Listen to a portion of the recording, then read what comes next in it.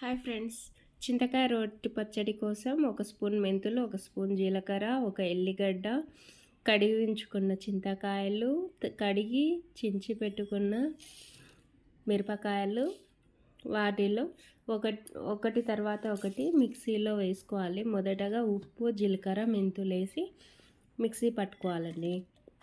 మీ దగ్గర రోలు ఉంటే ఇంకా రోట్లో చేసుకుంటే చాలా బెటరు. నా దగ్గర లేదు కాబట్టి అన్నీ మిక్సీలోనే వేసి గ్రైండ్ చేసుకున్నాను. చూడండి, ఇలా కచ్చాపచ్చాగా గ్రైండ్ చేయాలి. ఇంకా నెక్స్ట్ పోపు పెట్టుకోవడమే. ఎంతో రుచికరమైన చింతకాయ పచ్చడి రెడీ అవుతుంది. పోపులో ఒక స్పూన్ ఆవాలు, ఒక స్పూన్ జీలకర్ర, కొన్ని ఎల్లిపాయలు, పండు మిర్చి, కరివేపాకు అన్నీ పోపులో వేసి వాటి కలర్ చేంజ్ అయ్యే వరకు చూడాలి. ఆ తర్వాత ఒక స్పూన్ పసుపు కూడా వేయాలి. పసుపు లేకుండా చింతకాయ పచ్చడి ఎలా రెడీ అవుతుందండి.